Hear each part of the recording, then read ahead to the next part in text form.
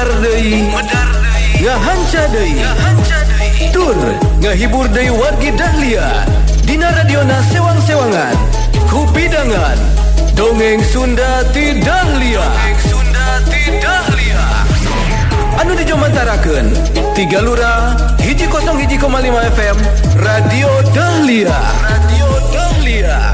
dina jejer carios si Konceleng Wilujeng ngadangukeun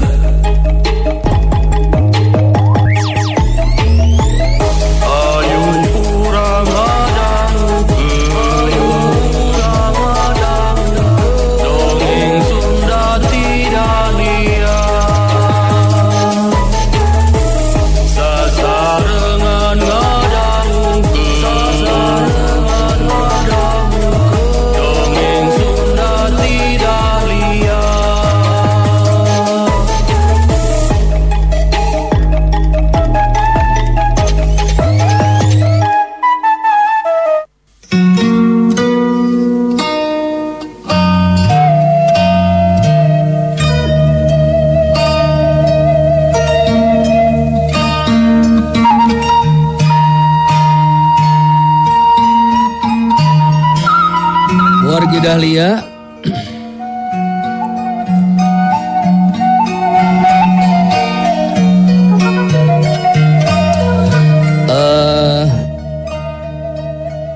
Wisrawa sareng si Konceleng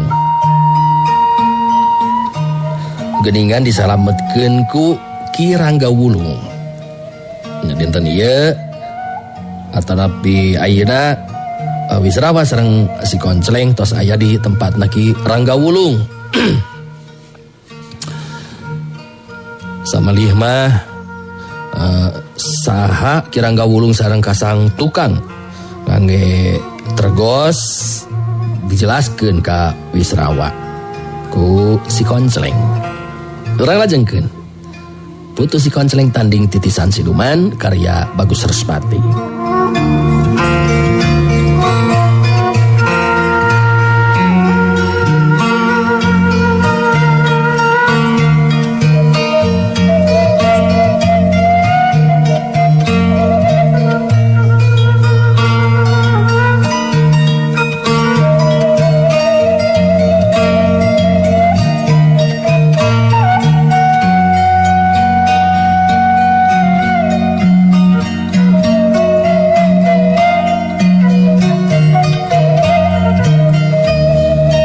Dahlia sanggeusna Wisrawa ngabandungan guaran caritaan si Konceleng ngeunaan saha Ki Rangga Wulung. Wisrawa ungut-ungutan ngarti ayeuna mah nah Ki Rangga Wulung terus mamake tergos hideung.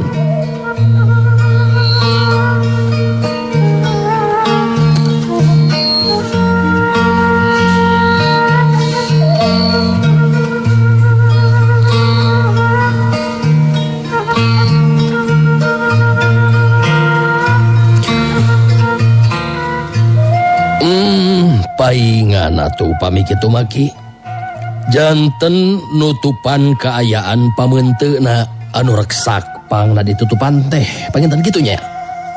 Bagja bagja atuh keur urang Kang ari margi sami-sami kenging pitulung ti sepuh-sepuh anu pada kasipuh ku pangawaruh nya mudah-mudahan be atuh Ki Rangga Wulung tiasa ngalandongan urang Ki. Aduh rasa keneh deh lalinu sawak-awak aduh nya ari nurutkeun ijiran kula mah Ki Rangga Wulung pasti bakal bisa ngubaran urang. Puguh ari hate mah geus teu sabar ina yang geura sehat sangkan bisa tepung jeung jadi inju gitu. Duh tapi aja awak biasa lalinu kieu keneh. Duh ampun ting. Aduh ampun ting. Aduh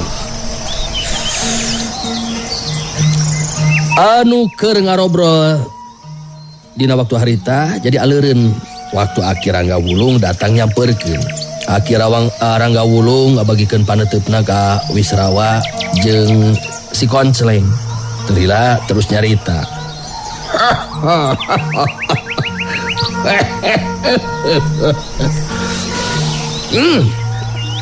Bagi yang Konceleng. Ayeuna urang bisa tepung lawung deui. Ayeuna urang bisa patepung lawung dikerjakeun kudu ngatur lumaguna ieu kahirupan. Ya mudah-mudahan be di ayeuna ka hareup mah moal aya deui naon-naon. Masih ada untung hidup duaan dilapis ku kekuatan tenaga sakti. Namun begitu mah geus ngalayang jiwa nah amo bisa ditulungan deui. Anu majak wayahna hidup duaan kudu diubaran heula. Ngandang turah dalila gitu. Jabab datu di jerona kawilang berat. Gampang ngubarannya iyo dah.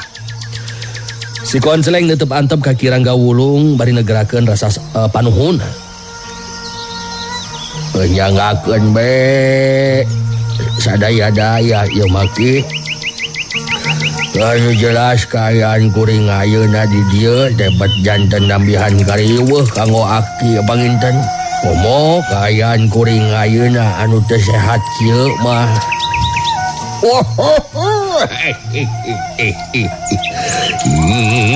ulah nyari gitu yang Konceleng. Malah hari agi mamilu suka bunga jeung bagja anu lain di kieu nya. Ari sabab bisa tepung lawung deui jeung Jang Konceleng muridna Kang Bongkok. Jadi agi magaraya bunga be nu aya dina ieu saumur Aki teh bisa keneh tulung dinulungan gaya sama. Wisrawa oge sarua negerakeun rasa panuhun. Ngaturkeun nuhun kana pitulung ti Aki. Abdi tos dipasihan terang ku Ki Konceleng ngeunaan saha Aki anu salaresna.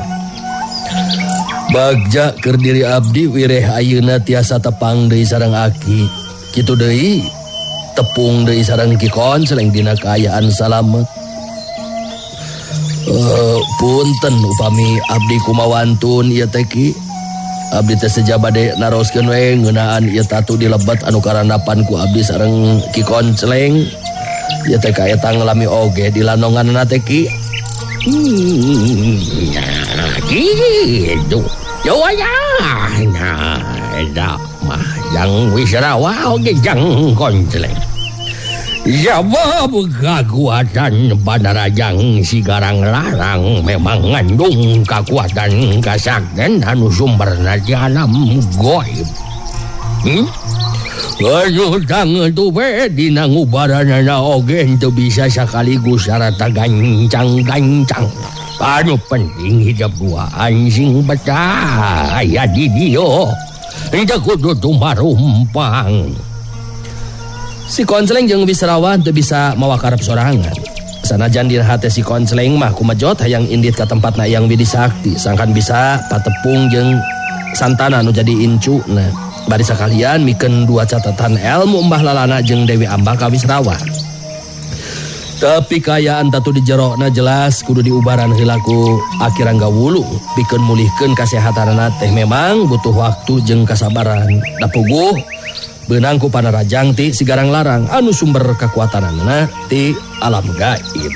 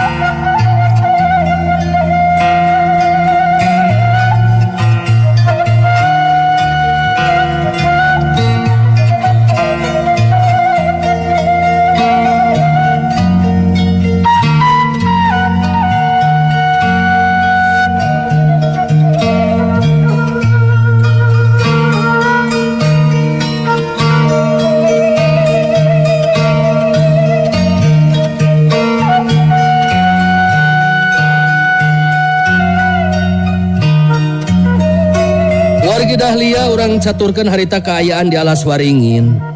Si Garang Larang keur ngobrol jeung Nyai Wulung katut Sidugul Waru. Pikeun pihak alas waringin geus teu kudu mikirkeun deui bakal aya gangguan. Sabab si Garang Larang anu geus turun tangan sorangan boga kayakinan anu salila ieu dianggap jadi gangguan nyata si Omot Awel jeung si Bogel geus pasti ajal binasa. Harita katingali Nyai Wulung anu keur cumarita.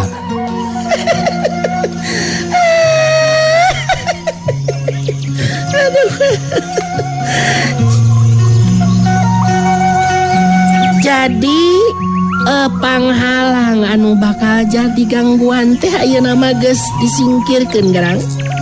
Jadi ayeuna mah nu nyesa jeung kudu dipodaran teh si konslengnya. Lain kitu Garang.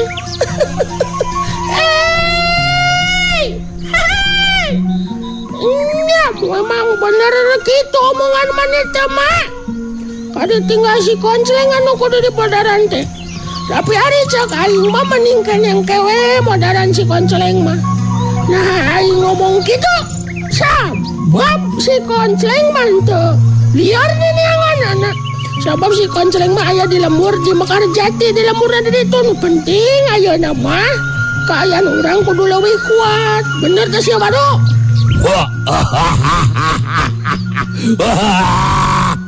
Akang satuju ieu Garang.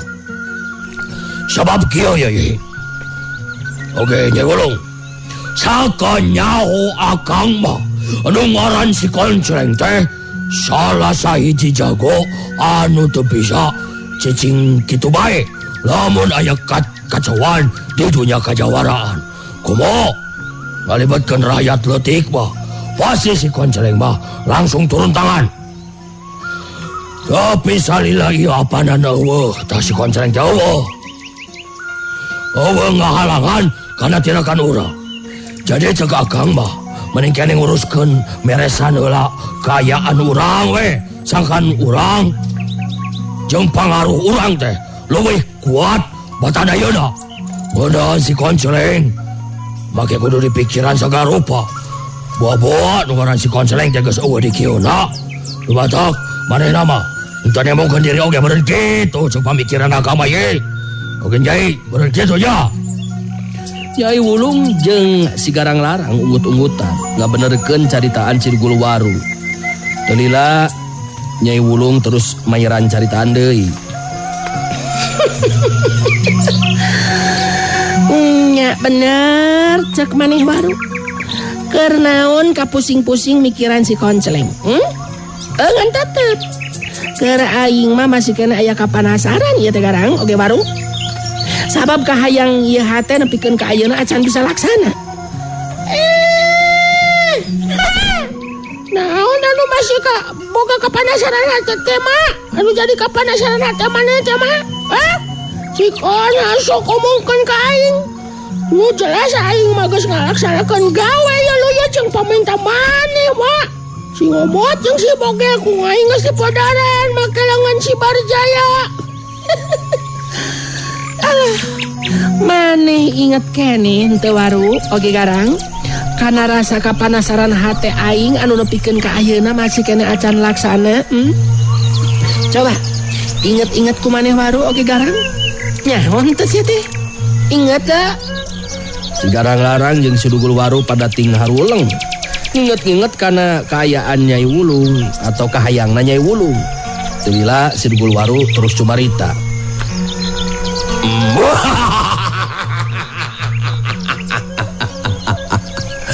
Ya tuh inget kene Nyai. Lamun ente salah mah nu jadi kapanasaran hate Nyai Wulung lantaran mikahayang ka jajaka anu ngaran Hambalilin. Eta apa anu nepikeun ka ayeuna can anu bisa laksana teh. Eta pasina oge nya anu jadi kapanasaran hate Nyai teh. Bener teh Nyai? Bener tak ingat maneh Waru. Keur aing mah ieu moal wale panasaran lamun acan laksana kahayang. Sabab si Janaka komo ayeuna keur tatamba sabab tulang igana potong. Coba eta rek kumaha bisa nyugemakeun ka aing saksa. Mun geus kitu anu matak tinggal nyumponan paminta aing ayeuna mah kitu waru. Sok. Ya, ari urusan eta mah geus teu kudu bingung nyai. Sabab kamari ieu mah gagal sote lantaran aya si Omot jeung si Boger. Apana ayeuna mah geus moal aya nu ngabela nulungan ka si Hambali pasina oge. Bener teu Garang? Urusan anu kitu patut mauruskan we ku maneh waru lah. Urang urusan anu kitu patut kudu ku aing deui sia. Kumaneh we lah. Pokona mah kahayang maneh pasti bakal kacumponan. Sabab ayeuna mah geus moal aya nu ngabela jeung ngabantu ka si Hambali. Anu matak ieu urusan percayakeun ka si waru. Gitu. Lamun kitu kira-kira namanya bisa ngabuktikan eta kasanggupan teh iraha waru. Maksud aing teh iraha maneh indit pikeun mawa si Hambali ka dieu. Mun bisa mah ulah lila teuing deuleu. Sabab aing geus cukup lila ieu ngimpleng ngabayangkeun ngeunaan si Hambali jajak kagagah anu hade rupa teh ya. Sok brek iraha. Gancang ulah lila-lila. Wah, tenang pisan, tenang pisan, tenang heula maksud teh. Tenang. Pokona mah bari indit ngaranjak ka Pilemuran lantaran bakal geus ngurangan. Nah, datang tuh be. Bari terus rek bawa si Hambali ka dieu. Pokona mah sing percaya we Hambali pasti bakal dibawa ka dieu. Jadi nyai henteu kudu sampang gitu. Halus lamun kitu mah didaguan ku aing waru. Ngan ceuk aing oge ulah lila teuing ngadaguanana. Sabab kagagalan anu ti heula keur aing mah namahan kana rasa kapanasaran. Tapi raku ayeuna mah make henteu bisa laksana kahayang aing teh. Bener teh Garang?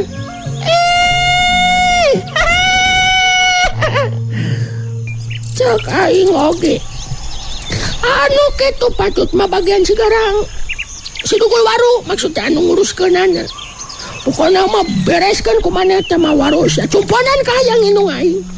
Geus moal make kudu gagal deui. Sabab ayeuna mah moal aya deui panghalang. Sabae anu ngahalangan ka pihak urang tangtu bakal kojor ku leungeun aing. Percaya teh maneh waru kana omongan aing sia ha? Ya percaya atuh. Percaya. Akang percaya pisan Garang. Sanajan sakumaha jagona, sakumaha saktina, jago atawa jawara anu makalangan di ieu alam kajawaraan geus bisa dipastikeun moal aya nu mampu pikeun nandingan kasakten si Garang Larang. Tah. Jadi ngeudaan si Hambali mah kitu nyai.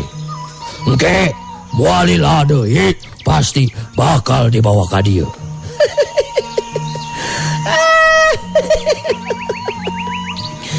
Suka jeung sugema hate aing sanajan kakaraku omongan oge waru. Sokomo ieu lamun teh mah eta caritaan teh bisa buru-buru jadi kanyataan. Tangtu suka jeung sugema pisan hate aing. Terus terang ku aing nepikeun ka impi-impikeun eta teh waru. Kabayangkeun unggal poe unggal peuting nepi ka bawah kana pangimpian. Bangsana diri aing sare babarengan jeung si Hambali bari silih cacapkeun ka suka deh kabayang. Dina enta impian teh aing jadi sugema anu lain dikieuna.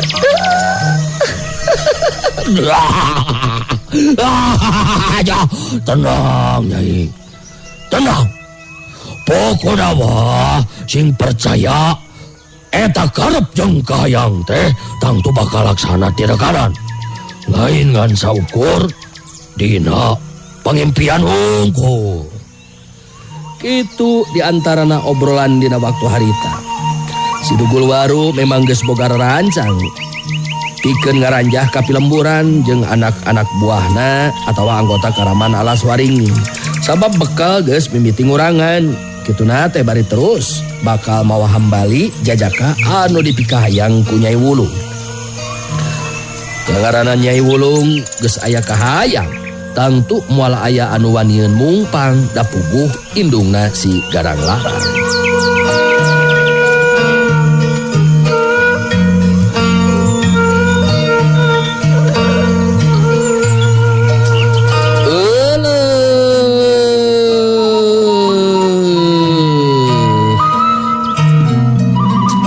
Wargi Dahlia waktos nageningan samporet pisan. Terus lepet kata Bu Opat, nuhun pisannya kanggo Kang Iwan. Mohon atur nuhun Kang Iwan. Pak Haji Ason kru bangunan Kampung Marga Mulia atur nuhun nuju manco. Aya Abah Waisel Gianyar Bali Station hatur nuhun. Teras Yudi di Soreang oge anu ngalakukan Facebook hatur nuhun pisan. Aya urang Cibaduyut sami dina Facebook hatur nuhun. Asep Kombet di Kamasan Banjaran oge dina Facebook hatur nuhun. Teras eta Hardi hatur nuhun Kang Hardi di konveksi Blok I hiji 4 hiji Nata Endah selalu manco Pan Bornir Cicadas oge Asep Suparman Binong Dede Stiadi di Lembang oge manco Kang Asep Gunawan Kompleks Sumbersari sami nuju manco mohon hoyong dikintun Cuanki Asgar Babakan Sari atuh kan tenan. Oh kana Cuanki Asgar salam baktos di Cuanki Asgar Babakan Sari. Wilujeng sonten, wilujeng ngadamokeun. Sriwanti, Kang Japra, mohon Asep Kombet, Kang Japra mah hoyong tamat wae. Tenang we heula. Teras oge ieu teh anu ngalangungan TikTok teh sanya sawe ge. Nanti dititip ke Burangrangin. Tunggal repot. Nuhun. Salam magnos Cuanki Asgar Babakan Sari. Sarehat sadayana. Alah, pokokna mah sadayana wilujeng sonten, wilujeng beraktivitas deui. Mangga anu alasan wilujeng lalasan nuju naon we wilujeng lah, wilujeng beraktivitas. Atus sim kuring punten Mary undur pamit atuh nuhun kana sare parantos sarana putus samurai kalebatan. Insyaallah anjing urang tebang deui wilujeng katun permios. Assalamualaikum warahmatullahi wabarakatuh. Panteng Radio Panteng Dahlia enak langamnya Dahlia Perungah gugu goyang. Wargi Dahlia cag heula urang cageun heula dugi ka dieu dongeng Sunda ti Dahlia dina dinten ieu dina carios si Kongceleng tong hilap ulah dugi ka kantun enjing patepang dangu deui dina acara sareng tempat anu sami mung di 101,5 FM Radio Dahlia. Wilujeng kantun permios.